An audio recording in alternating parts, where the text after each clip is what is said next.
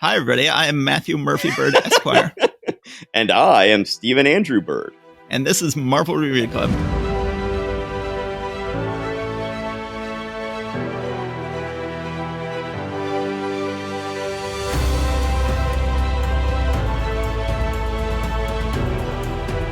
Hi, everybody. Welcome back. Usually when we do 2 parts of 1 month, we record them all in one sitting. This time we didn't, so it's some time to actually pass. So we could talk about what's going on in our lives, but I have nothing particularly interesting going on in my life. Everything's going well. How about you, Steve? I don't know. Some people tend to be kind of fascinated with the laser stuff. Oh, yeah. You got to talk about your laser beer. Right. Okay, so as some of you may know, I operate a laser machine for my local makerspace, and I'm actually part-time staff running the department.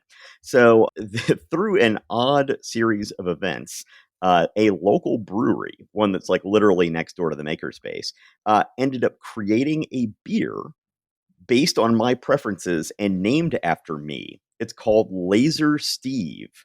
And I'd had a conversation with this guy like a year or so ago, and then I had completely forgotten about it. But he went ahead and he created a beer of my liking and named it Laser Steve. And I am... There's a drawing. There's a drawing of Laser Steve with lasers coming out of his eyes that is up on their menu. Yeah, with lasers coming out of his eyes and bouncing around the whole little chalkboard thing for the for the flavor. Yes, it is wonderful. I've got my second growler of it so far. My second one I actually got on my 50th birthday. I guess that's the other thing. I just turned 50. So that's a thing. We should go ahead and jump into these books. I gotta say right up front, a lot of lame books tonight. I don't want to convince people that you've mistakenly chosen to listen to a podcast that will not result in a fulfilling hour of your time. We're still going to have fun with these books, but my God, they're pretty lame. There was only one. There are 6 stories tonight in 4 books, and only one of them I thought was particularly good. So let's have that be a big mystery as we wade into the night, which of these stories I will think is actually good. Okay. But I should say tonight's episode will be more of a laughing at than a laughing with episode, is my general feeling about tonight's episode. Okay. Well, I did not have quite... Well, I don't know. I didn't really think about it too much. We'll see if I agree as we go through. 4 issues, 6 stories. We're going to start with Tales of Suspense, number 53, featuring the power of Iron Man. This is the first issue of Iron Man in which they actually admitted that the Watcher is now the backup feature in this book. It's certainly one of the most low-key, under-the-radar features in Marvel history. The fact that the Watcher had the backup in Tales of Suspense before Captain America started taking up the second half of the book. But here is a little admission of it on the cover. But we have the actual pictures of the main story. The Black Widow strikes again, and the Black Widow is dropping a tank on Iron Man. So let me just say, let's definitely set a 5-minute clock on this one. You want to set a 5-minute clock? I can set a 5-minute clock. Yes, I can. And you are on the clock. Yeah, we're putting this one on the clock because this one sucks. This is just a terrible story. Iron Man, the Black Widow strikes again. Once again, story plot by Stan Lee, script by N. Korak, who is Don Rico, we determined last time. Art by Don Heck. So this is just the world's lamest story. Tony Stark has invented an anti-gravity process, but he can't figure out how he himself did it. He's showing it off to the army like, hey, here's how to make tanks float in the air. Don't ask me how I did it. I can't figure it out. But somebody snaps a picture of it. It appears in the paper. It of course, makes its way directly to the Soviet Union, where Khrushchev is reading about it in the paper. And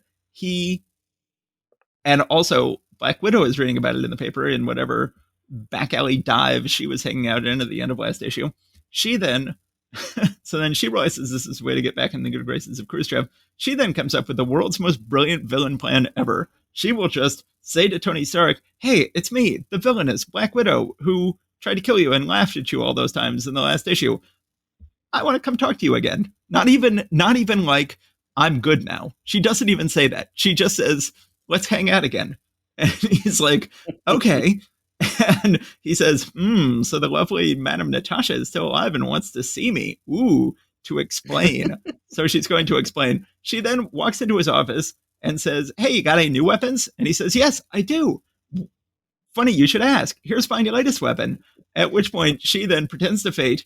And he's like, oh, let me help you. But then she hits him with gas and says, I'm going to steal your new weapon. He is totally shocked by this, only eat pepper, is not shocked by this. And it's like, dude, what do Yeah. you expect to happen?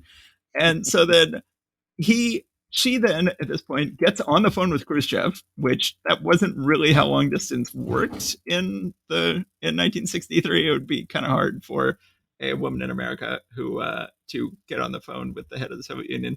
But she Khrushchev tells her, keep doing, you're back in our good graces, keep doing the good stuff. She is running around. And of course, since this is an autopilot Iron Man comic, she is going around wrecking Tony Stark's factories.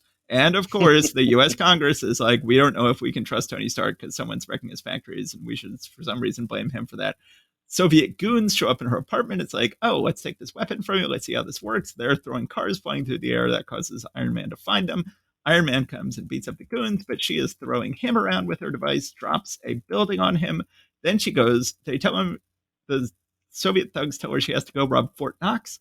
So she goes over to Fort Knox, lifts up a mountain, presumably to drop it on Fort Knox. Iron Man was not killed when the building crashed on him, goes around, finds her, shoots the weapon, says, this proton electric charge will destroy the output of the ray forever. Black Widow gets away with the weapon, but Iron Man says, it won't do her any good, Major. My proton beam destroyed its power completely. The end. Oh my God, what a terrible story. This is just everybody. It's one of these stories in which everybody just has to be really stupid. And specifically, Tony just has to be really stupid.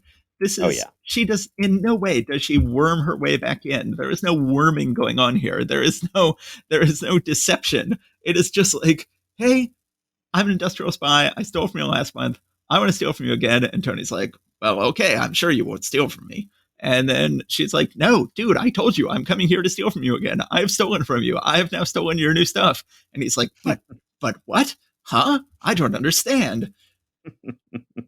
He is ensorcelled. He is ensorcelled.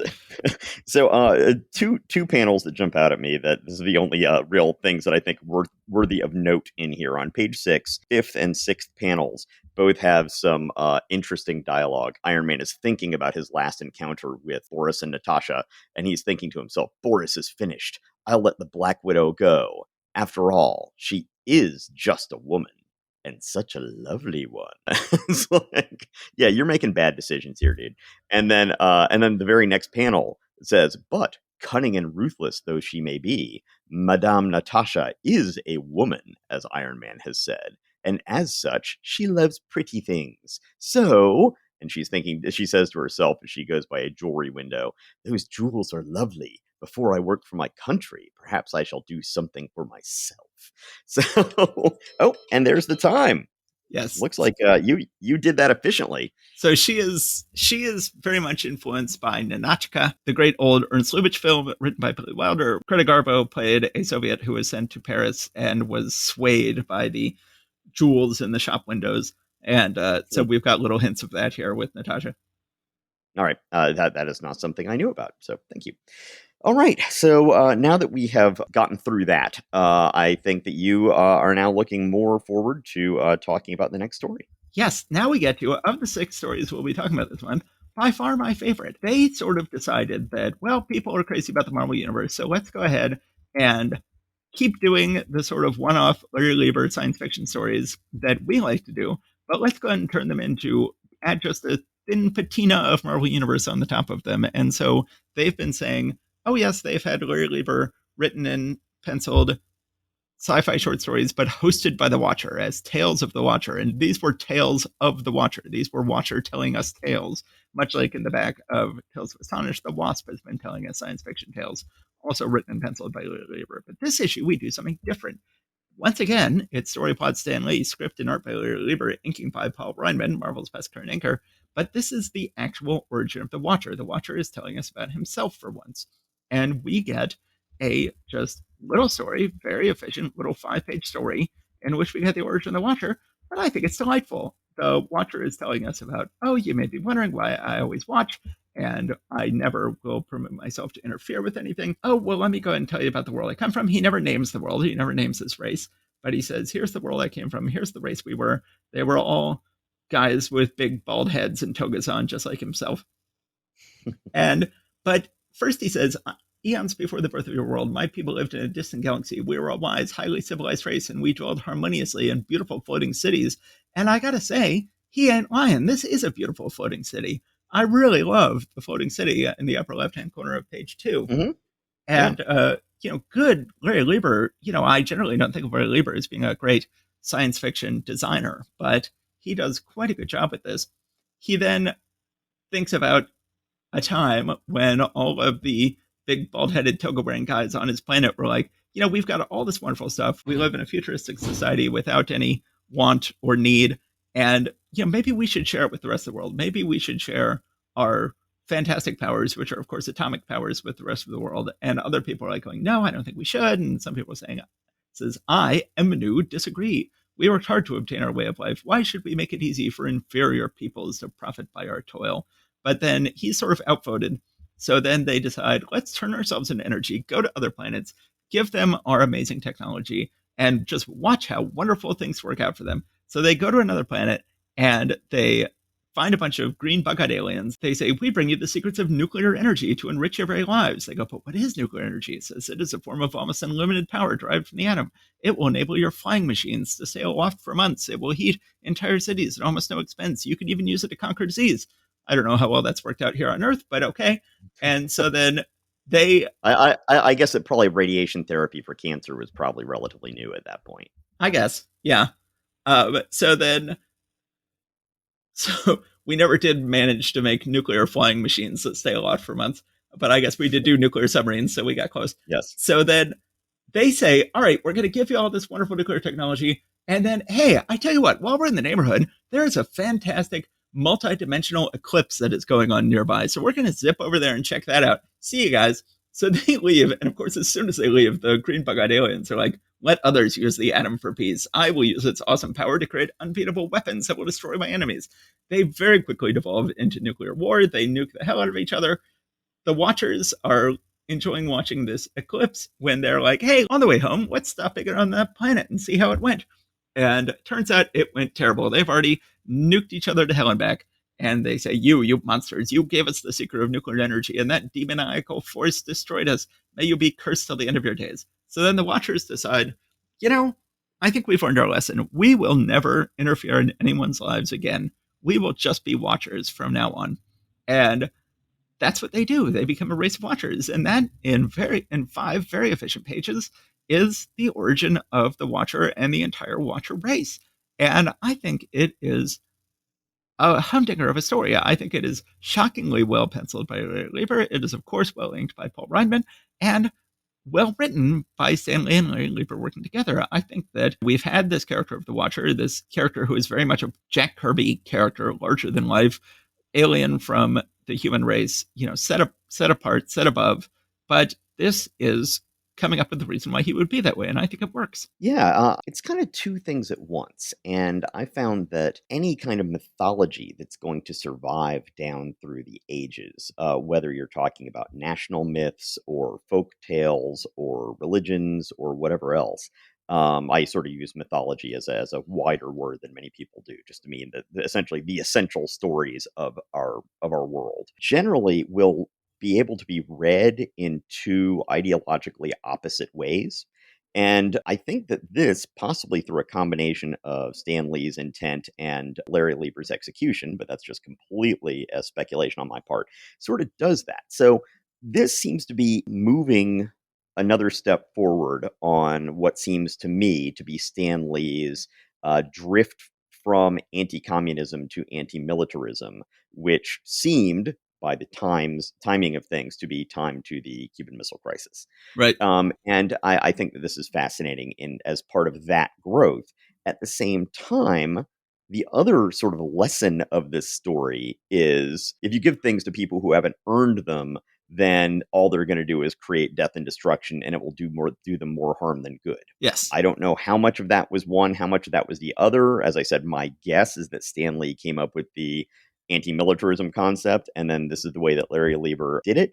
But sometimes that sort of contradiction, or not contradiction, that kind of double meaning that you can find in these things really helps make things resonate as a really deep and profound story. And I think that helps here.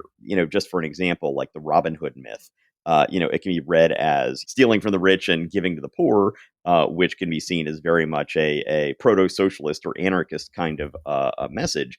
But on the other hand, it's also a story of loyalty to the real king. A tax revolt and loyalty to the real king. Right, exactly. Well, it's interesting because, like, the guy who turns out to be right sounded like a total dick. Yes. Yeah. Yeah, and that's I, my point. That's exactly my point. Yes. And so the other thing is about Larry Lieber's art. I have found that the way that his art looks varies greatly with who is inking it. So I don't know whether yeah, that means he was penciling very lightly, or maybe he just wasn't that great and the different inkers were sort of fixing his stuff in their own unique ways. It's probably one or the other or both. But yeah, his stuff can look wildly different depending on who's inking it. I don't know if it's in your version, but in the original comic, between the Iron Man story and the Watcher story, there was another Stanley Lieber story called The Omen, which was inked by George Bell, Marvel's worst inker. And indeed, it looks night and day different. Yeah, that story is in here, but I've noticed there's also a inker that he's often paired up with named, I think, Matt Fox, Yeah. who has sort of almost like a Basil Wolverton kind of Yes. look to his finishes. And yeah, it can be really, really just shockingly varying in terms of what you're going to get from a Larry Lieber comic. But this one turns out very well. Yes. All right, so that was Tales of Suspense. So now we are going to move on to Tales to Astonish, if I'm not mistaken. Another truly terrible comic. Let me set a 5-minute timer for you.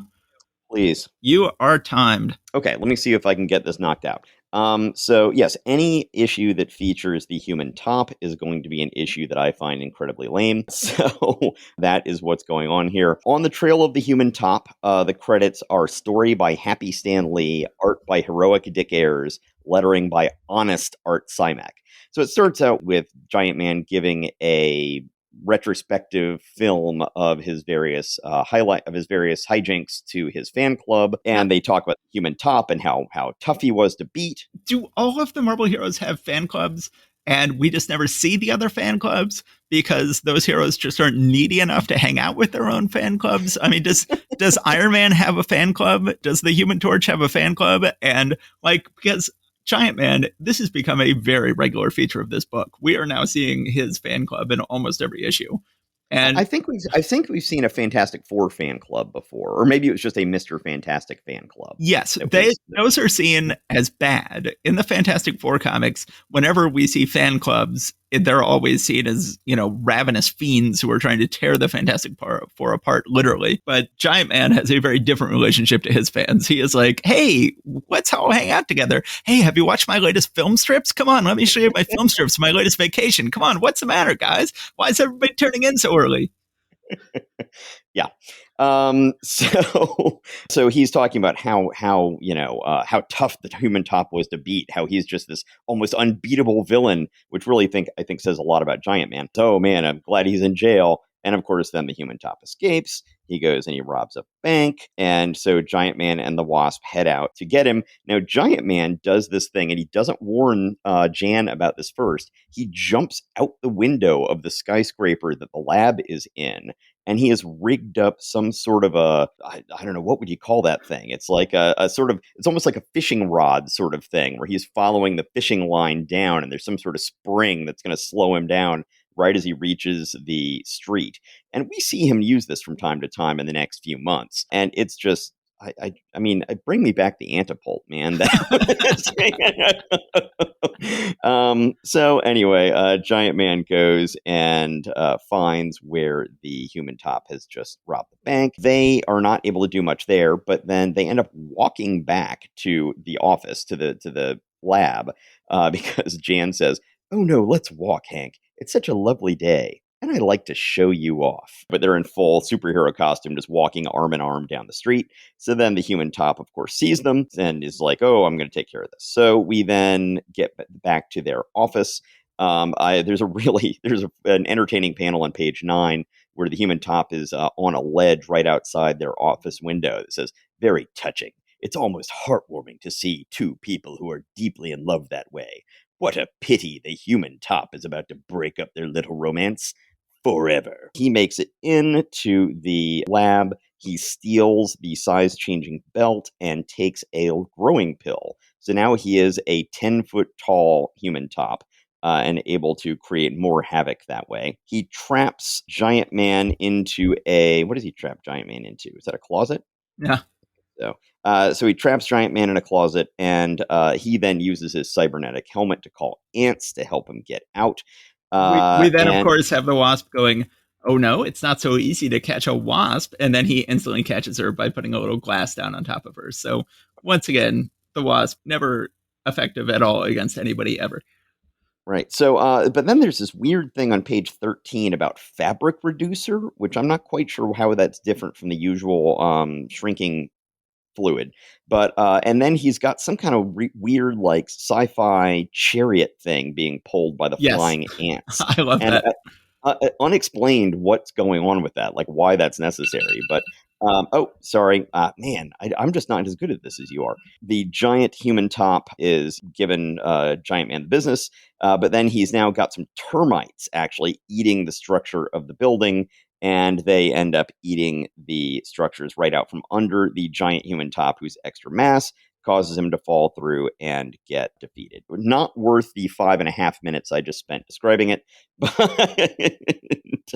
this is what we do here. The highlight of the issue is when he says, and here are my flying ants just in time. I'll harness them to my cellophane air chariot within seconds. So you were saying you missed the Antipode, but I think this is worthy of the Antipode. We then see him.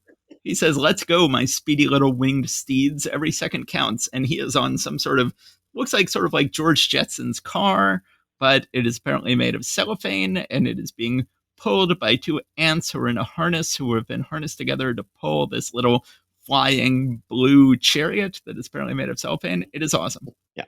Okay. You have made a good argument. So then, meanwhile, the last thing in this issue is a Wasp tells a tale. The title of it involves a reference to the Roma people, which by a name that they used to be known by everybody in English, but is now considered not an appropriate thing to call them. But it is a troublesome title for a bad story. So then we have the usual like what passes for romantic banter sometimes between them, which is really just sort of them snipping at each other. Yes. So yeah, a truly terrible issue of Giant Man. Absolutely in no way justifies its own existence. Wasp continues to be totally useless. Giant Man continues to be a totally lame guy who has nothing better to do on Friday night than hang out with his own fan club. And the Human Top is one of the world's dumbest villains. So let's move on. Let's to the X-Men, if I'm not mistaken. So this one is yours. Yes. So X-Men number 5. We continue to have Paul Reitman and Sanker on this book doing absolutely gorgeous work, inking Jack Kirby. That continues to be the case here. But we have a much weaker story than the last couple of stories we've had. We had a very good third and fourth issue of X-Men.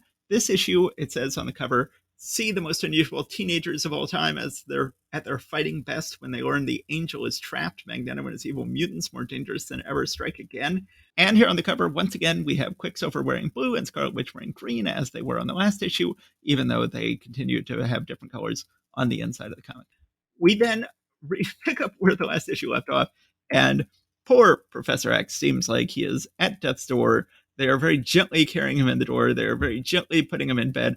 Now, I will go ahead and jump to the end here and say that it turns out he is faking all of this, that he is totally fine. And he is, in fact, a dick and is being a total dick about this, genuinely convincing them all he's on death's door. Suddenly, Jean's parents show up to visit. They've all forgotten that she's coming over. The regular thing we talk about every episode we do X-Men is how much the Kirby Reitman art looks like Steve Rude, John Nyberg. This week's Steve Rude, John Nyberg panel of the week is the bottom left panel of page 3, where Scott is putting on his sunglasses and he's got a little stylistic line on the bottom of his chin, and his tie has no outline around it, which is a very Rude Nyberg type thing to do. And yes, that tie does look, although I does look like it has an outline around it to me, but I don't know. Anyway, one way or the other, though, it is a very Steve Rude looking pattern for the tie there. Very yes. sort of very sort of designy, as it were. So that they are showing around Jean's parents when, whoops, they accidentally lock Scott in the danger room where he is attacked by all sorts of horrible, powerful things that almost kill him because Professor X is a dick. So then you get this really bizarre moment where Jean's parents are like, well, that was a good visit. You know, what a wonderful school our daughter is in. And then they drive away. And as they drive away, they pass Mastermind, who is lurking outside the school. So the Mastermind is hanging around outside. It's like, well, that makes sense. You know, Magneto wants to keep an eye on the X-Men. He's got Mastermind hanging around outside their headquarters. But then we have Mastermind calling in to report back to Magneto. And he's like, I'm sorry, I can't find them anywhere. I have no idea where the X-Men are. It's like, well, then why were you hanging around outside their house, dude? Like, Yeah, that makes no sense. it's like, is he lying? Or if he's not lying, was it just sheer coincidence that he happened to stray close to the X-Men's house but couldn't find it? And how could anybody have a hard time finding the X-Men? Like, isn't this school a matter of public record? Isn't this anyway? But characters keep on talking about how mysterious they are and that nobody knows who they are or where they're based or any of that stuff. Even though, as you point out, it would be really easy to figure out. So then they go, Mastermind's like, I'll never find him. I give up, little suspecting how close he is. Quicksilver zips by in a little spaceship, and then they go up to Asteroid M, which is the coolest thing about this issue. Magneto has created his own asteroid. It's a very awesome design by Kirby, and it's awesome to give him his own asteroid. Of course, the Brotherhood of Mutants are fighting once again. Toad's hopping all around. Quicksilver's zipping all around. Mastermind is convincing Toad that he's being constricted by cloth. Magneto once again tells them, hey, don't fight so much. They are trying to take care of total invalid Professor X back home at the X-Men. Then they're like, hey, let's do that thing that teenagers love to do. Let's watch a track meet, a televised track meet. And they watch televised track meet. And then this is a tremendously dumb thing. There is someone at the track meet who is like, wow, it's the world's best track meet person. Even though he can't run fast, he just leaps everywhere. As a matter of fact, he leaps around exactly in the same way that Toad does, who was the villain we just fought. But they're like, that has to be a coincidence, right? Because after all, there's no way that anyone in the Marvel Universe ever put on a mask that totally changed their appearance. So then they go, oh, there's the Toad, and they don't think it's the Toad. They're like, here's this guy with this amazing leaping ability, and now he's getting mobbed by people who realize he's a mutant. So we will go race down there, rescue him. Apparently they were not far away from this televised track meet they were watching. And they rescue him. Finally, to his credit, the Angel is like, there's something vaguely familiar about my friend, something disturbingly familiar. Wait, now I know the way you hopped. Only one mutant has that ability, the evil one called the Toad. And then rips off his mask and wig. To be fair, it is both a mask and a wig this time. And then, whoops, turns out to be the Toad. They then have a big fight in Grand Central Station, which Kirby has fun with. I really love the picture of the clock that's in the middle of Grand Central Station being magnetically disassembled. That is awesome. I just think that is a fantastic panel. So then the rest of the Brotherhood of Mutants are there. They get a big fight with the X-Men, and then they end up kidnapping Angel. And they say, okay, let's take Angel. Let's go back to Asteroid M. And we've got one of theirs. That's good enough haul for today. Then something very odd happens. The Brotherhood of Mutants and Angel are up in Asteroid M. The rest of the X-Men are back down with the Toad, who Magneto has abandoned. And then the Toad suddenly enters into a trance. And he says, Magneto, I've got to return to Magneto. Something is leading me to him. I cannot resist. Gosh, he's like a guy in a trance. It's real creepy. Now, does it eventually turn out that this is Professor X, who is still just fine, who is mind-controlling Toad to do this? Or is there some other explanation for this trance? I don't think so. I thought that it was related to that magnetic communicator hidden under his sock that is connecting with Magneto, that also had something to do with his trance. But, I mean, either that or it was just the sort of thing where, once he's no longer either with Magneto or doing his plan as discussed, that he's just so mentally debilitated by not being able to be a toady at that moment that he just goes into an almost catatonic state. Yeah. But either one of those things could be true. I have no idea. So then he summons a spaceship to take the X-Men back up to Asteroid M. The big fight resumes at Asteroid M. They are attacking each other in various ways. Once again, we have similar to last issue where Magneto wants to blast all the X-Men out of an airlock, and Quicksilver and Scarlet Witch say, no, we're not going to let you do that. Scarlet Witch puts a hex on the machinery, breaks down the machinery. Magneto says, you dare defy the will of Magneto, I'll teach you a lesson that. And Quicksilver says, you will do nothing to my sister while Quicksilver lives. The asteroid starts to come apart. Iceman creates this really cool, like,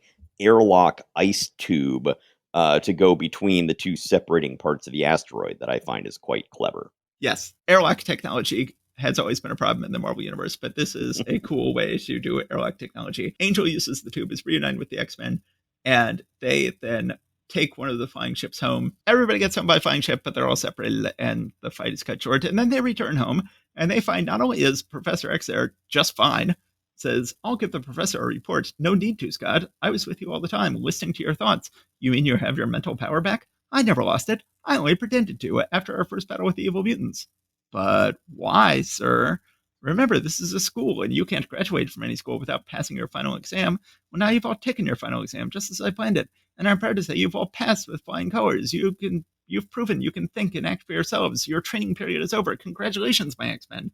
So this is a strange thing. This is a Yes. major turning point in this comic. I thought that the idea of this being a school was a good one. I thought the idea of them being sort of heroes in training was a good one, even if Professor Xavier didn't have to be such a dick about it all the time. But it's sort of an interesting idea that Stan Lee seems to have thought better of it.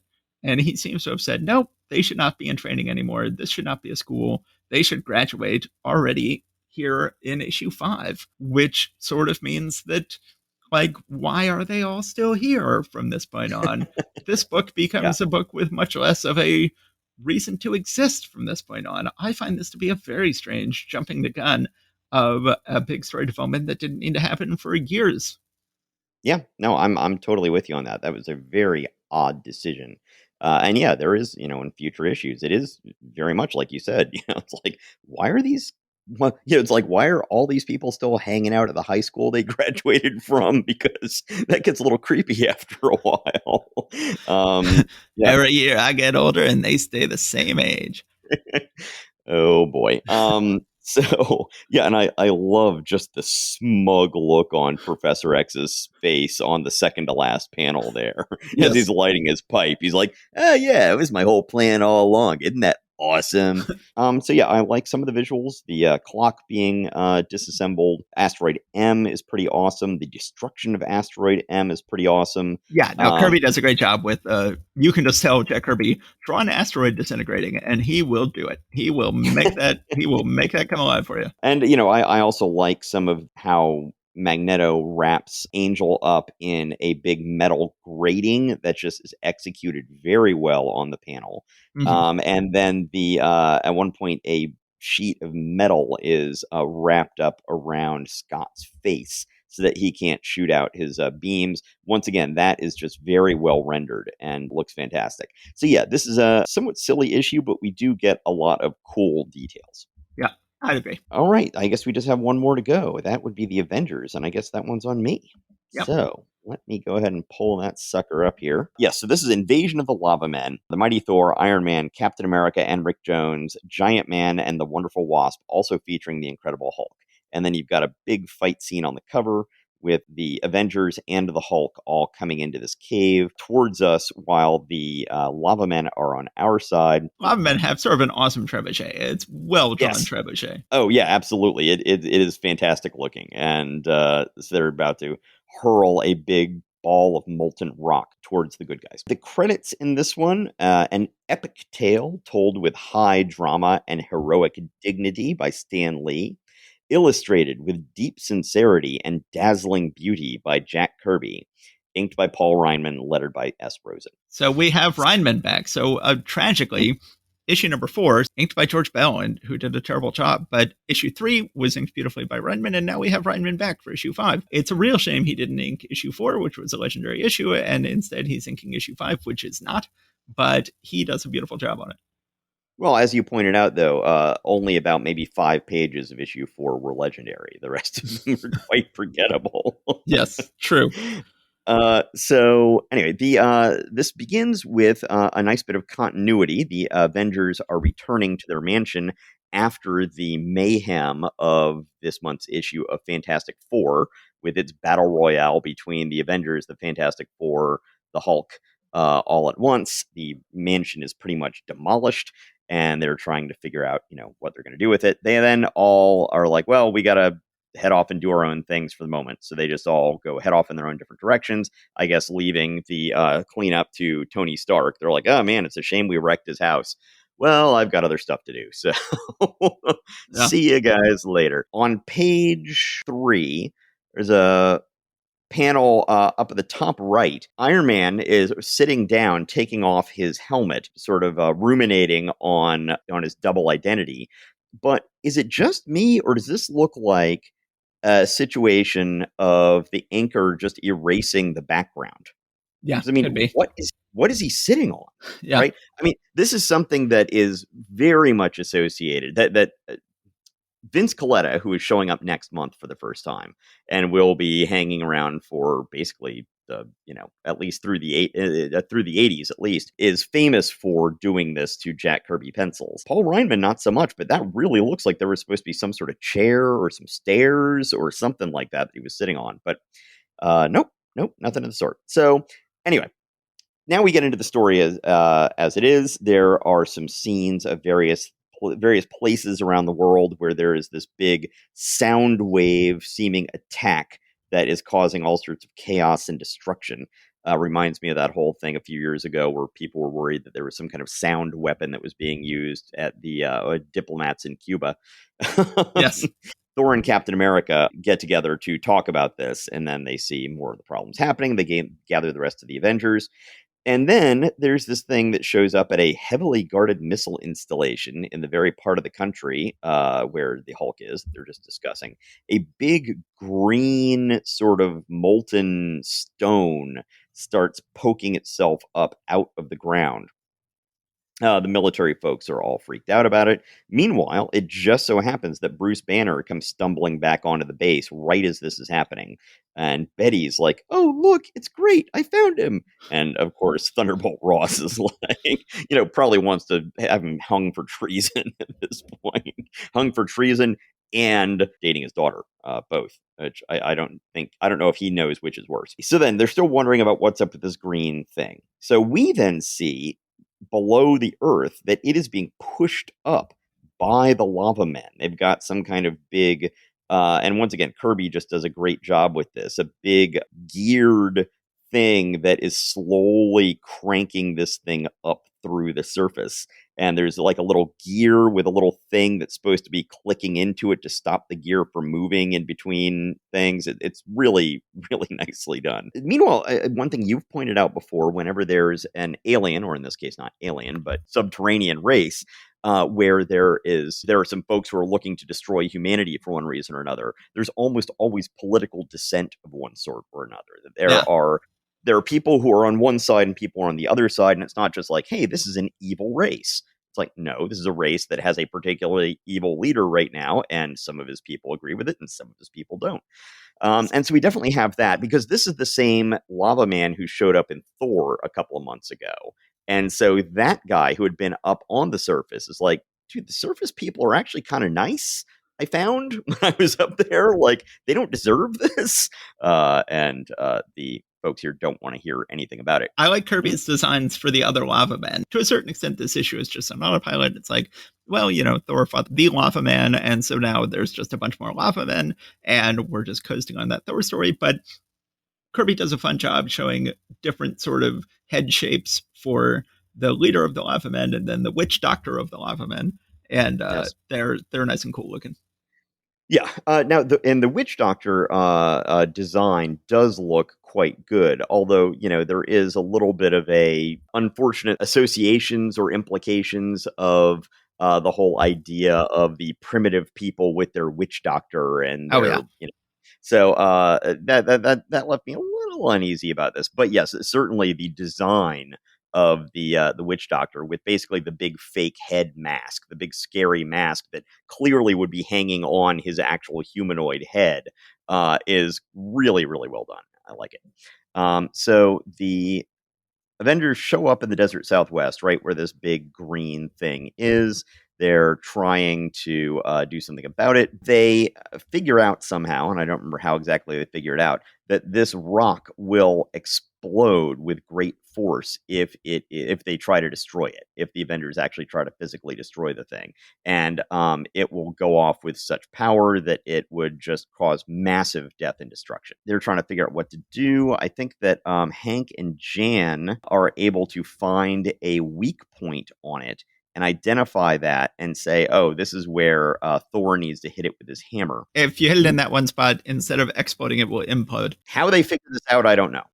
Hank is very smart, and Jan is there. But then you have a nice panel where at the bottom of that page, Giant Man wants to blow some people away. So he picks up a helicopter and tilts it on its side to turn it into a big fan to blow some people away. Although I think he would need to hold it the other direction because it sucks air in that direction instead of blowing air out that direction. But it's a nice panel. Yes.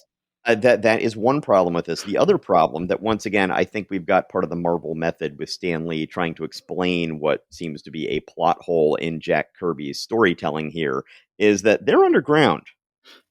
Yep.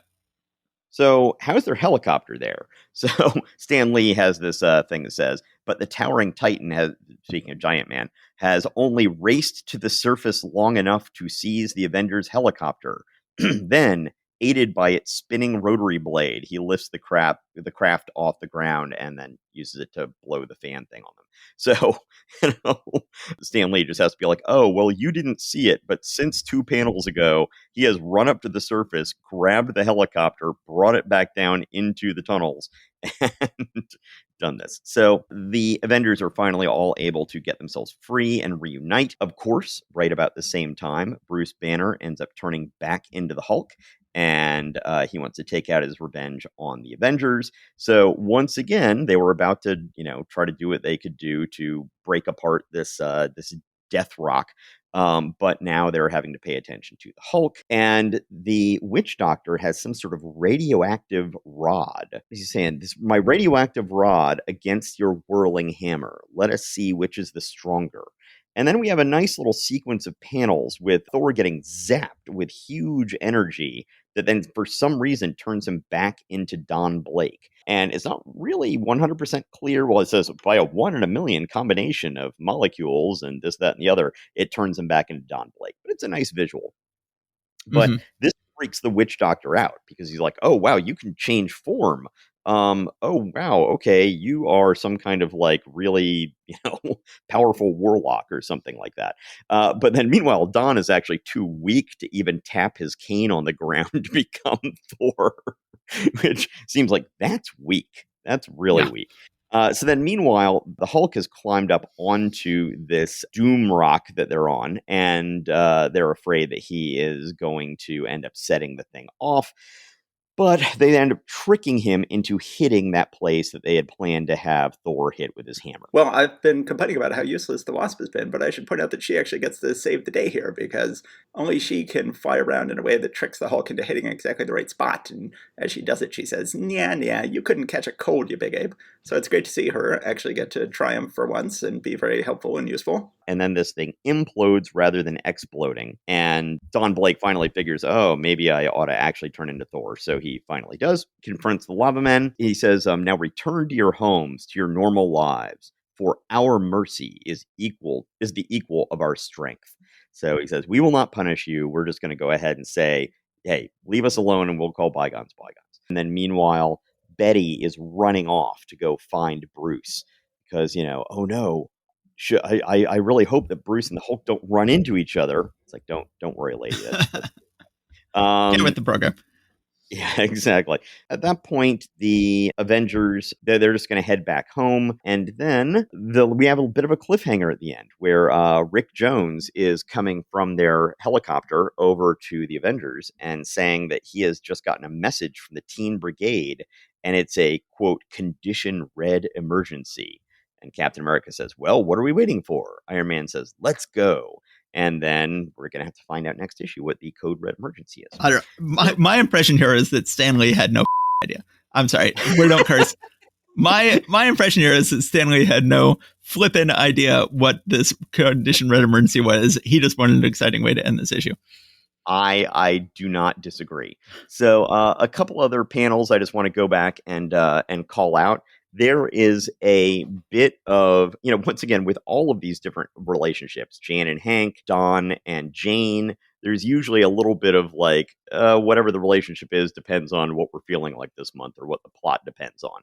So there's this one panel in this issue where it says, a short time later in the medical office of Dr. Don Blake, Jane says, I brought you your lunch and a newspaper, doctor. You've just got to take time out for your meals. And then Blake says, now, Jane, wouldn't you love me as much if I were fat and gluttonous? And then the next panel, she's like all blushing, like, who said I love you? He's like, oh, it was a joke. Uh, which it's like, if that's a joke, that's a cruel joke if she's actually into you. Gluttonous? Is gluttonous? Is that a word? Gluttonous? I'm familiar with gluttony. I did not know one could be gluttonous, but I guess why not? I'll take it. Or maybe if you eat a lot of gluten, you could be glutinous. Yes. I think that's how I first read it. I was like, glutinous? I'm like, oh no, I think it means like gluttony, like gluttonous. Okay. My wife and her mom are both, and I guess my daughter now at this point too, are all very good at baking. And so one ingredient that we have in our baking drawer is just a tub of gluten. Yeah. which is like so vilified these days. But they're like, no, this is what makes bread so wonderful. It's the gluten. But then there's also earlier in this issue a sequence where Thor is sinking into lava, and just the sort of stoic look on his face as he sinks into the lava is somehow a little bit funny. It's just he looks like sort of a statue that's sinking in, and he says, "Do not fear, lava men. No harm shall come to Thor." There's a scene on page 15 of Captain America trying to avoid some lava, and the only thing I can think of is the childhood game, "The floor is lava." Yes. And he's like jumping over it to stay off of it. And then a fun Netflix game show called The Floor is Lava as well. I don't know if you've ever checked that out, but my kids love it. I don't think I have. But then on page 16, Iron Man refers to Rick Jones as Ricky, which I think is the only time that ever happens. Stay with Cap, Ricky. I'll hold them off as long as possible. So yeah, this is a weird issue. One of the things I did note is that this is now at least the third, if not the fourth or more underground civilization that we've got in the Earth. Yes, and they never seem to run into each other. Well, not yet, but they will. Yes. Well, I don't know if the lava men will, but I know that Tyrannus and the moloids certainly will. And then we also had that Atlantis. So the Atlantis that's not Atlantis was also an underground civilization. Yes, exactly. That's what I'm saying. So we've had at least 4 underground civilizations introduced just here in these first 3 years at Marvel. Yes. Yeah. But yeah. So that's about it for me. Yeah, I would say this is a very weak issue, the weakest issue since issue 2. I'd say that the Lava Men don't turn out to be tremendously impactful or meaningful villains. That basically we'd seen all we need to see them in that journey into the mystery comic. But it's interesting the degree to which Stan just can't let go of the Hulk. The Hulk was already in Fantastic Four this month, and now here he is back in the Avengers. He used to be a member of the Avengers in issue 1. He quit in issue 2, but he was back in issue 3, and now he's back in issue 5. And Stan, just get a room, dude. It's time, Stan, for you to admit that you love the Hulk and to give him his own book back, which will happen within a couple months. I think it's a little longer than that, isn't it? Is it? No, maybe not. I don't know. We'll have to see. Yeah, so I'm looking forward to having the Hulk back, but I kind of like, this is, once again, we've been talking about trying to trace the development of the Marvel Universe as it would become. And this whole thing about having the Hulk just sort of showing up in this issue and showing up in that issue, and him being an ongoing concern, even though he doesn't have a book of his own, is, I think, very much sort of building the DNA that the Marvel Universe would be patterned after for the rest of the Marvel Universe. Once again, this is how this differs from DC Comics, which was, an agglomeration of various comics companies that have been purchased and acquired in various ways. And so all of their heroes had their own cities they worked in and their own very separate rogues galleries, very little crossover of things. They all just felt very siloed. The Hulk bouncing around all these different issues and having all this continuity from series to series is very much just setting things up that's not the way we do business around here. And that, I think, is a really valuable part of what we get. Sure. I'll Okay. go with that. That's it for me. Okay. So this is, as I said, I'm not going to say a weak month of Marvel Comics because we dealt with 4 issues of Marvel Comics from this month that liked quite a bit. It just so happens that the 4 books we saved for this episode were not as strong, but I enjoyed The Orchard with the Watcher, and the rest of them I managed to hopefully have some fun with you, the listener to this podcast. Yes, well, this was overall, this month had some pretty good stuff in it. It's just that it was mainly front loaded in the way that we did these issues. But yeah, we've had a lot of fun, and this still had some good stuff in it. So some good stuff.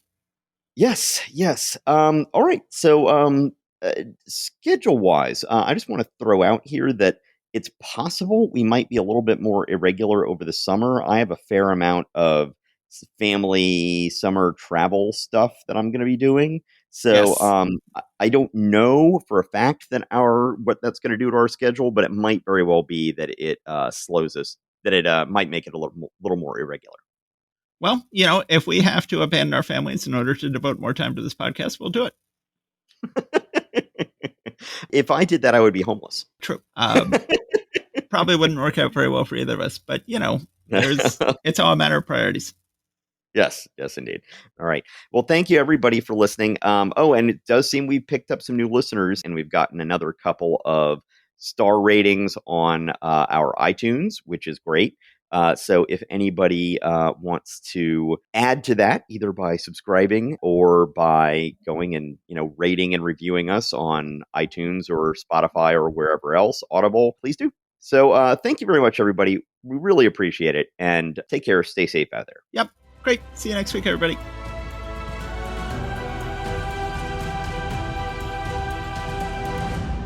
Thank you for listening to Marvel Reread Club. Please subscribe and rate us wherever you found us. Go to secretsofstory.com and click on Marvel Reread Club in the sidebar to find notes and join the discussion about this episode. See you next time.